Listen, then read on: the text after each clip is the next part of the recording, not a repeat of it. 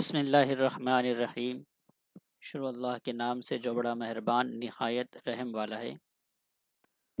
اردو قواعد کہاوت کا سلسلہ نمبر 5 یہاں چل رہا ہے، جس میں کہاوت کے معنی، مفہوم اور مطالب کو سمجھانے کی کوشش کی گئی ہے تاکہ طلبہ و طالبات آسانی سے کہاوت اور اس کے معنی کو لکھ سکے۔ یہ کہاوتیں 8ویں سے 12ویں جماعت کے لیے تیار کی گئی ہیں۔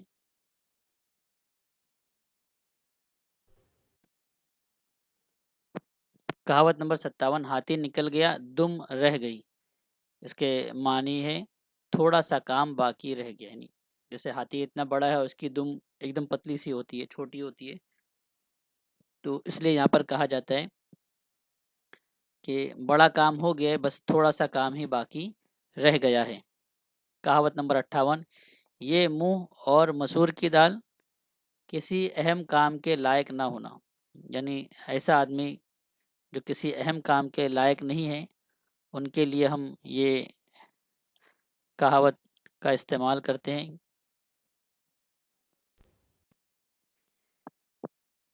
نیکی کر دریا میں ڈال، جس کو نیکی کا اور بھلائی کا صلہ نہ ملے، ایسے شخص کے بارے میں یہ کہا جاتا ہے کہ کسی شخص نے کوئی نیکی کی اور اس نیکی کا اس کو صلہ نہ ملا، یعنی اس کی تھوڑی سی ہمت افزائی ہی ہو جائے، کیونکہ صلہ ملنے کی جگہ تو اللہ تعالیٰ ہے کہ انسان کوئی بھی نیک کام کرتا ہے تو اس کا صلہ اللہ تعالیٰ آخرت میں دیں گے۔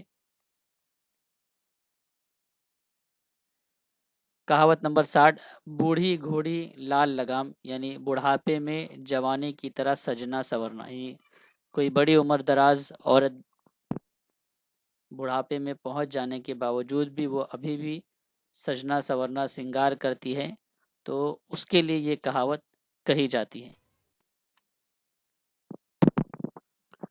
کہاوت نمبر 61، لاتوں کے بھوت باتوں سے نہیں مانتے، یعنی جو برا آدمی ہوتا ہے سمجھانے سے نہیں، مار کھانے سے مانتے، یعنی کچھ لوگ ایسے ہوتے جو عادت سے مجبور ہوتے کہ ان کو کتنا بھی سمجھائے تو ان کی سمجھ میں نہیں آتی، لیکن جیسے ان کو مارا جاتا ہے، ایک لات یا ایک لافہ مارا جاتا ہے کہنا چاہیے، تو وہ فوراً اپنی سمجھ میں آ جاتے اور صحیح ہو جاتے، تو ان کے لیے یہ کہاوت کہی جاتی ہے، لاتوں کے بھوت باتوں سے نہیں مانتے۔ کہاوت نمبر 62، ہینگ لگے نہ پھٹکری رنگ چوکھا آئے، یعنی بغیر خرچ کیے ہوئے کام بن جائے۔ تو یہاں پر یہ اس کے مطلب میں یہ بات کہی جا رہی ہے کہ بھی کوئی ایسا کام ہو جس میں خرچ بھی نہ ہو بہت زیادہ اور کام بن جائے، بغیر خرچ کے کوئی کام بن جاتا ہے، تو وہاں پر یہ کہاوت کہی جاتی کہ ہینگ لگے نہ پھٹکری رنگ چوکھا، یعنی اچھا آئے۔ کہاوت نمبر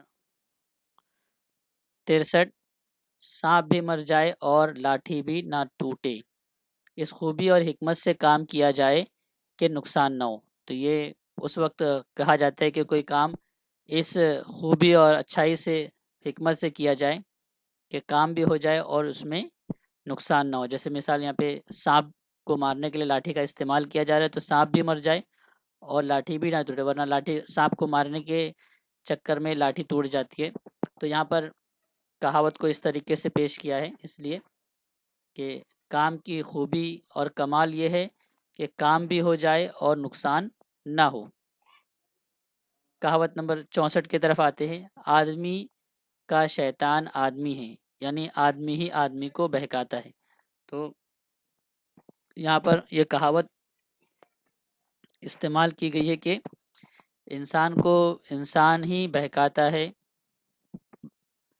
شیطان تو اپنی جگہ ہے، لیکن انسان کا سب سے بڑا دشمن آج انسان ہی بنا ہوا ہے۔ کہاوت نمبر 65، مال مفت دل بے رحم، یعنی مفت کے مال کو بے حساب خرچ کرنا، یعنی انسان کے پاس مفت کا مال آ جاتا ہے تو اس کو خرچ کرنے بے حساب وہ خرچ کرتا ہے، یعنی اس میں خرچ کرنے میں وہ بے فکر ہوتا ہے، اس کو فکر نہیں ہوتی کہ اتنا مال میں خرچ کروں گا تو میرا کیا ہوگا۔ کہاوت نمبر 66، نہ 9 من تیل ہوگا نہ رادھا ناچے گی. کسی کام کو نہ ہونے دینے کے لیے سخت شرائط کر دینا. تو یہ ایسے جگہ پہ کہاوت استعمال ہوتی ہے کہ کسی کام کو رکانا ہے یا کسی کام کے اندر رکاوٹ پیدا کرنا ہے تو اس کے اندر ایسی سخت شرائط لگا دی جائے کہ وہ کام نہ ہو سکے. تو وہاں پر اس کہاوت کا استعمال ہوتا ہے کہ نہ 9 من تیل ہوگا. 9 من تیل کتنا ہو جائے گا؟ تو نہ رادھا ناچے، نہ اتنا تیل جمع ہوگا نہ رادھا کو ناچنے کی نوبت آئے گی. تو اس لیے یہاں پر یہ کہاوت استعمال کرتے ہیں. کہاوت نمبر 67، ایک پنتھ دو کاج، یعنی ایک تدبیر میں دو کام انجام دینا. یعنی ایسی تدبیر کا اختیار کرنا کہ اس میں دو کام ہمارے بن جائے، اسے کہتے ہیں ایک پنتھ، یعنی ایک کام، ایک تدبیر، دو کاج، دو کام ہو جائے. کہاوت نمبر 68، دیکھیے اونٹ کس کروٹ بیٹھے، جس کا مطلب ہے خدا جانے کیا انجام ہو. یعنی جب پشو پیش کا معاملہ ہوتا ہے، سمجھ میں نہیں آتا ہے کہ کیا نتیجہ ظاہر ہوگا، تو اس وقت میں یہ کہاوت کہی جاتی ہے کہ دیکھے اونٹ کس کروٹ بیٹھے گا. کہاوت نمبر 59، جہاں چاہ وہاں راہ. یعنی اگر انسان کو اندر کام کرنے کی دھن ہو تو منزل آسان ہو جاتی ہے. یعنی انسان کے اندر کوئی کام کرنے کی لگن ہو اور اس کی دلچسپی ہو تو وہ اپنی منزل کو پا ہی لیتا ہے. اس لیے کہتے ہیں جہاں چاہ وہاں راہ. کہاوت نمبر 70، اونٹ کے منہ میں زیرہ. اس کے معنی ہے ضرورت سے بہت کم چیز ہونا، یعنی اتنا کم چیز ہونا کہ دکھائی بھی نہ دے. جیسے مثال یہاں پہ دی ہے جیسے کہاوت میں کہ اونٹ اتنا بڑا جانور ہے، اگر اس کے منہ میں زیرہ رکھ دے تو وہ بے معنی، یعنی اس کا پیٹ بھی نہیں بھرے گا، اس کی ضرورت پوری نہیں ہوگی. تو اسی کی نسبت پر یعنی اس کے معنی یہی ہے کہ بہت ضرورت سے بہت زیادہ کم چیز ہونا جس سے ہماری ضرورتیں پوری نہ ہو سکے. تو اس وقت میں یہ کہاوت کہی جاتی ہے کہ اونٹ کے منہ میں زیرہ. جزاکم اللہ خیر. اگر آپ کو یہ ویڈیو پسند آیا ہے تو ہمارے اس چینل لرننگ ٹرکس کو لائک، شیئر اور سبسکرائب کیجیے. خدا حافظ.